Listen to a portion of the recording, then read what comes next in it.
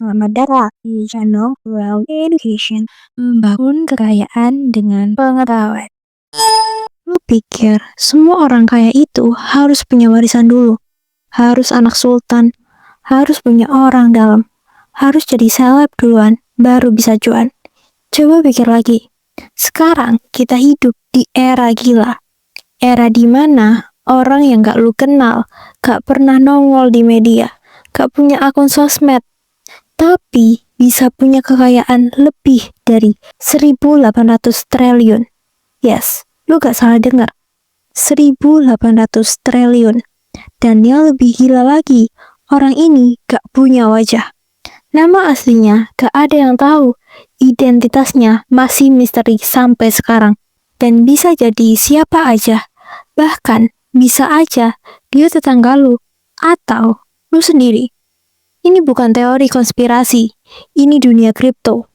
Tempat di mana uang gak diatur sama bank.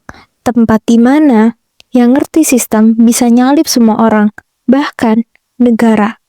Dan hari ini kita bakal bahas 5 crazy rich dari dunia kripto. Orang-orang yang kekayaannya gak bisa lu hitung pakai kalkulator di HP lu. Karena angkanya kebablasan 0.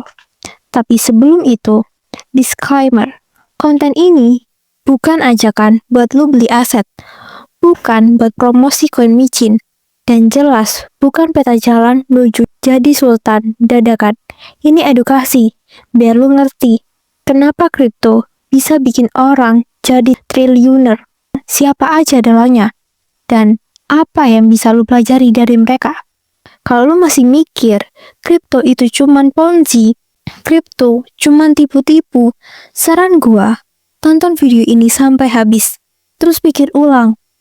Karena di channel ini, lu gak bakal dikasih motivasi receh. Gak ada, ayo semangat tanpa logika. Yang ada, data, narasi, dan tamparan keras buat mindset lu. Subscribe sekarang, biar lu gak cuma nonton konten, tapi naik level. Dunia kripto itu kayak samurai digital. Sekali lu ngerti pedangnya, lu bisa potong sistem lama. Dan hari ini, gue bakal kenalin lu ke 5 orang yang udah ngelakuin itu. Dari nol, dari anonim, dari yang diremehkan, sampai jadi dewa cuan. Siap, ayo kita mulai. Urutan pertama ditempati oleh Satoshi Nakamoto dengan kekayaan 1.824 triliun. Siapa Satoshi Nakamoto? Lu pernah dengar nama ini? Satoshi Nakamoto.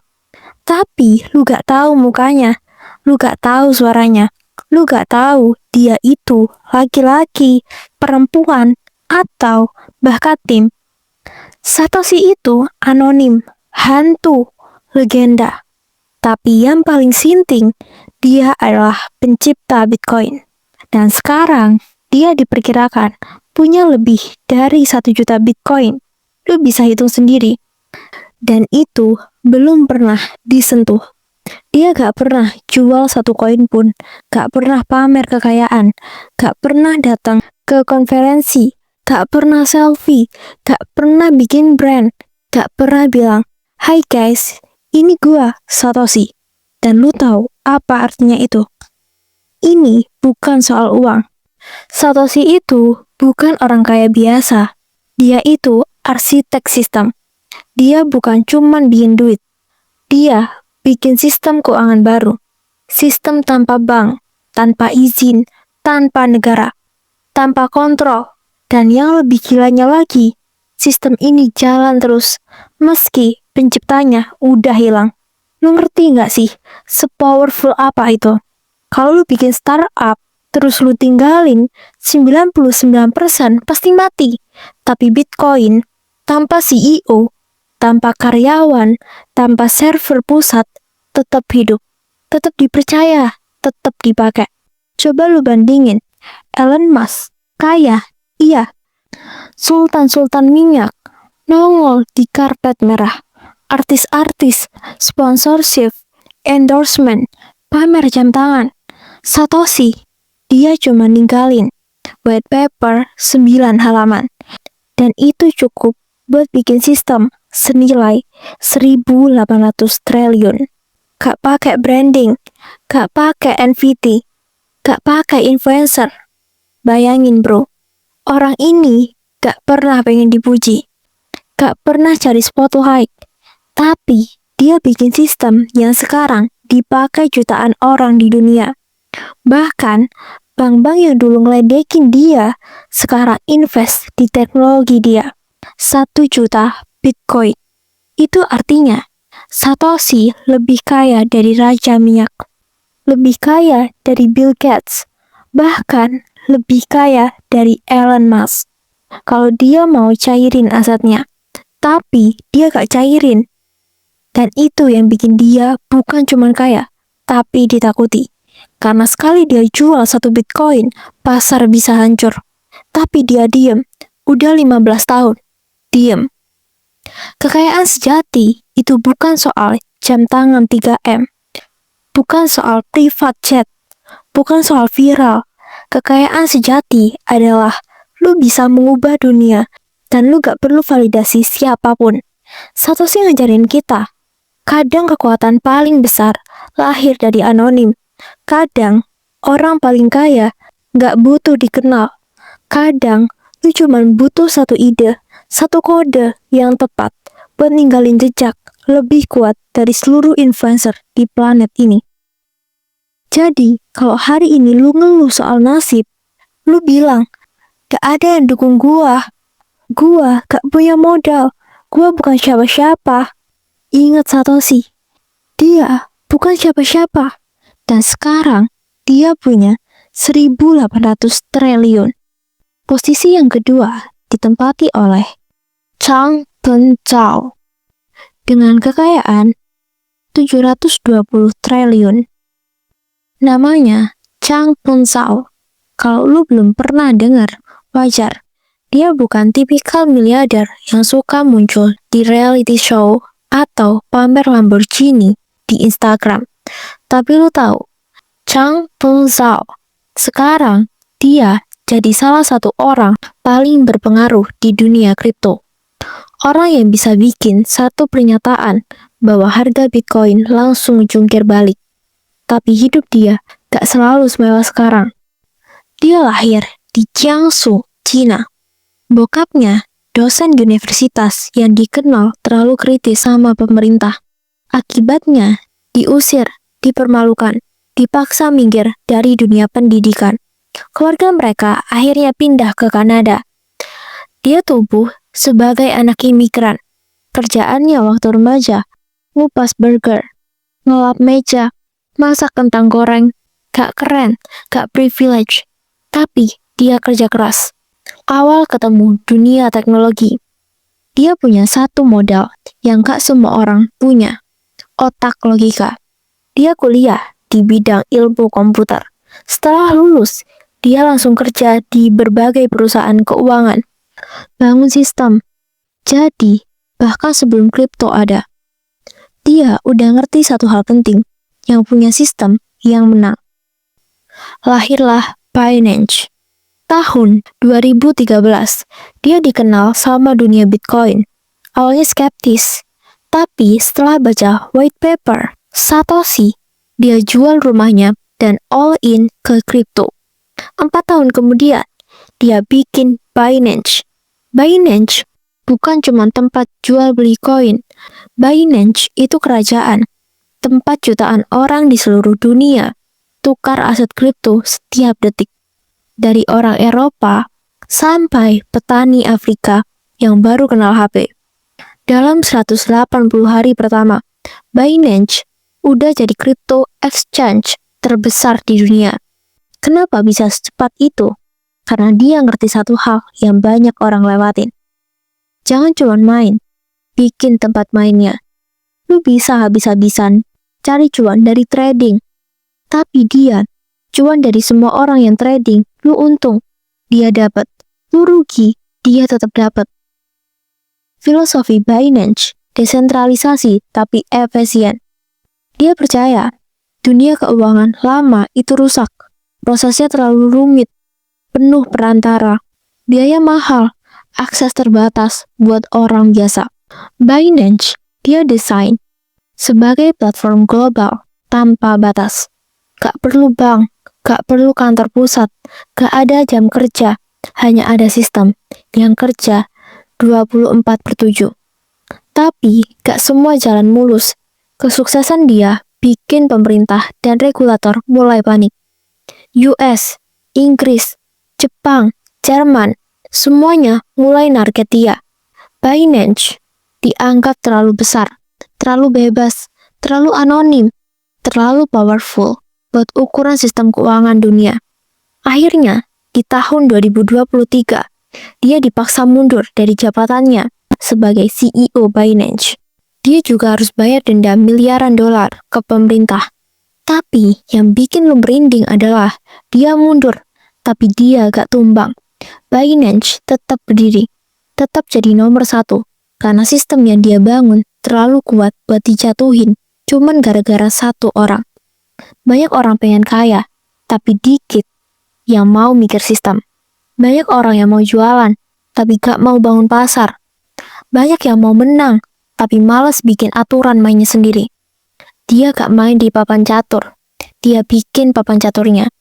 Dia gak ngikutin sistem, dia nyiptain sistem. Coba lu pikir, setiap kali orang jual beli koin di Binance, dia dapat bagian. Lu kena liquid, dia tetap untung. Dia pegang poolnya. Jutaan transaksi tiap hari dari seluruh dunia. Lu bisa bayangin berapa duit yang ngalir ke sistemnya tiap detik. Makanya, wajar kalau kekayaan dia tembus 720 triliun. Dan itu tanpa harus jadi influencer, tanpa flexing, dan tanpa drama. Jangan puas jadi pemain. Jangan bangga cuman bisa trading. Jangan mikir pendek. Bangun sistem, pahami gamenya. Kalau bisa, bikin game baru. Karena dalam dunia finansial modern, yang bikin sistem adalah yang kaya. Lu bisa miskin, bisa mulai dari bawah, bisa dikhianati sistem. Tapi, kalau lu ngerti cara kerja sistem itu, dan lu punya keberanian untuk bikin yang baru, lu bisa punya dunia. Dan Changpeng Zhao udah buktiin itu. Posisi yang ketiga ditempati oleh Brian Armstrong dengan kekayaan 240 triliun. Lu pernah dengar nama Brian Armstrong? Mungkin enggak seikonik Elon Musk. Kayaknya juga gak kayak para crazy rich Asia yang suka pamer Lamborghini. Tapi jangan salah, Brian Armstrong adalah otak di balik Coinbase, platform kripto raksasa yang jadi gerbang utama jutaan orang Amerika buat masuk ke dunia blockchain. Dia dulu cuman anak software engineering, hidup sederhana, gak ada warisan, gak ada koneksi, kelas atas. Tapi dia punya satu hal yang langka, kemampuan buat fokus ngebangun sistem, bukan sekedar kejar sensasi. Armstrong itu tipe orang yang kalem di luar, tapi dalam pikirannya penuh strategi. Waktu orang-orang melihat Bitcoin sebagai mainan spekulasi, dia justru sibuk bikin pondasi ekosistem.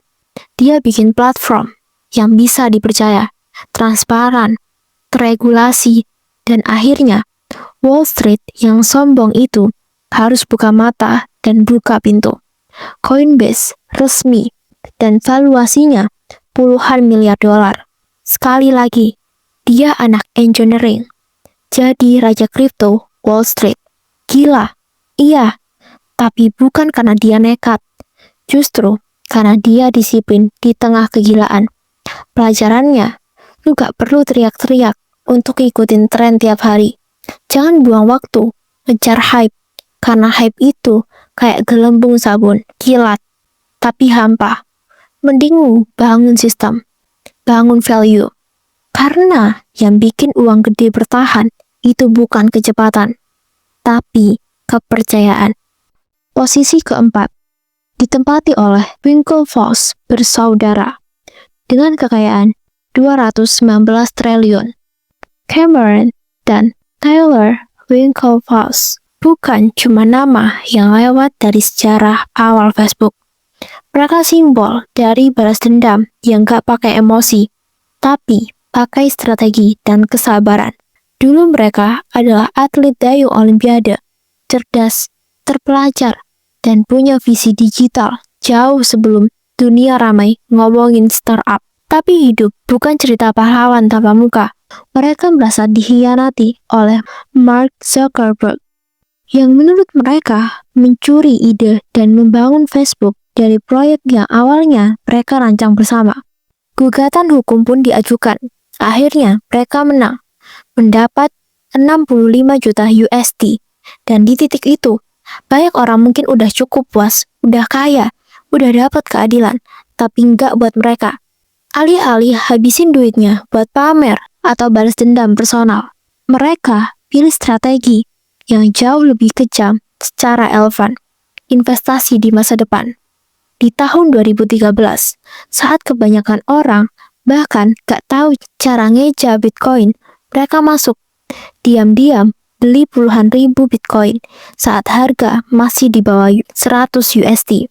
Lu bisa bayangin betapa gilanya ide itu waktu itu. Banyak yang bilang mereka sinting, gila, dan buang uang. Tapi mereka cuek. Mereka tahu satu hal yang dunia lupa. Teknologi baru itu kayak kepercayaan.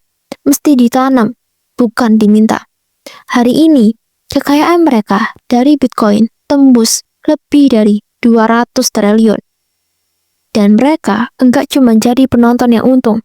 Mereka bangun Gemini, salah satu platform crypto exchange yang paling patuh regulasi di Amerika. Sekarang, sementara banyak pemain lain main liar, mereka justru main bersih. Karena mereka ngerti, untuk jadi pengusaha di dunia baru, lu harus kuasai aturannya lebih dulu. Bahkan sebelum orang lain paham permainannya. Lu pernah disakiti, dikhianati, jangan nangis, jangan ngemis. Karena mereka udah ngajarin satu hal penting. Balas dendam paling mahal itu bukan caci maki atau pembalasan langsung, tapi pembuktian. Lu jadi lebih kaya, lebih cerdas, lebih kuat. Lu bangkit, bukan buat nyakitin balik, tapi buat nunjukin.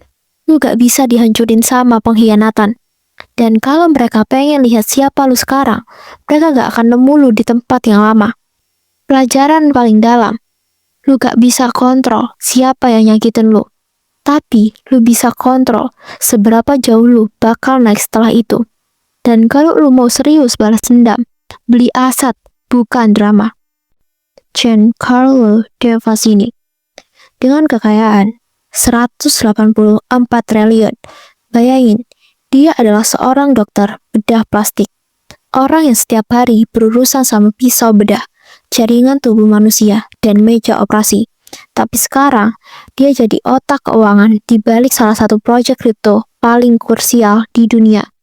Giancarlo Devasini adalah CFO dari Tether, stablecoin paling populer dan paling banyak digunakan di jagat kripto. Nilainya stabil karena dipatok ke dolar, tapi fungsinya luar biasa vital. Tether udah kayak oksigen buat ekosistem kripto. Tanpa dia, banyak transaksi lintas blockchain dan bursa bisa lumpuh. Lu bisa beli, transfer, dan simpan aset kripto dengan cepat, mudah, dan efisien karena ada Tether. Dan semua itu di backup sama pikiran seorang mantan dokter. Gila kan? Devasini buktiin satu hal, lu gak harus stuck di satu jalur. Gak semua orang sukses itu dari awal udah tahu jalannya. Kadang justru yang berani belok tajam malah nemuin tambang emas. Dia ninggalin dunia medis, dunia yang katanya mapan, dan banting setir ke teknologi, lalu ke blockchain, jauh sebelum hype. Dan ketika kripto meledak, Tether udah di depan, jadi fondasi. Devasini bukan cuma pegang uang, tapi pegang sistem yang dipakai triliunan dolar tiap hari. Gak ada kata telat buat mulai ulang. Gak ada profesi yang terlalu jauh buat pindah ke bidang baru. Dunia sekarang gak butuh gelar doang, Dari ruang operasi ke algoritma blockchain, dari dokter jadi direktur finansial global, dari harus rapi, siap chaos tapi terukur. Kalau Devasi ini bisa, kenapa lu harus stuck di zona nyaman? Lu masih mikir semua ini cuma soal hoki. Lu pikir mereka bangun tidur, tiba-tiba jadi triliuner. Buka mata lu. Yang lu lihat hari ini, orang-orang yang jadi raksasa di dunia kripto. Dulunya gak kelihatan, gak dianggap, bahkan diketawain. Tapi satu hal yang mereka punya dan jarang dimiliki orang kebanyakan. Mereka jalan ke arah yang belum ada jalannya. Lu pikir mereka gak takut gagal? Takut, tapi mereka tetap jalan. Kenapa? Karena mereka tahu ketakutan itu sinyal. Kalau lu takut, artinya lu lagi berdiri di depan sesuatu yang berpotensi gede. Dan hari ini, lu juga berada di titik itu. Titik di mana lu bisa milih mau ikut arus aman dan nyaman atau berani belajar hal baru, buka mindset dan ngerti cara kerja dunia keuangan. Dan jangan lupa like video ini kalau lu ngerasa otak lu kesentil. Subscribe sekarang, karena di sini gak cuman bahas cara kaya, tapi cara mikir biar hidup lu beda dari mayoritas. Share ke temen lu yang masih nyinyir soal kripto, tapi gak ngerti esensinya. Ingat ini baik-baik, dunia gak berubah karena orang pintar. Dunia berubah karena orang nekat yang cukup gila buat nyoba hal yang belum pernah dicoba. Mau jadi bagian dari perubahan itu? Atau cuma jadi penonton yang ngetik scam di kolom komentar? Pilihan ada di lu. Tapi satu hal yang gak bisa lu tolak, perubahan udah dimulai dan gak nungguin siapapun.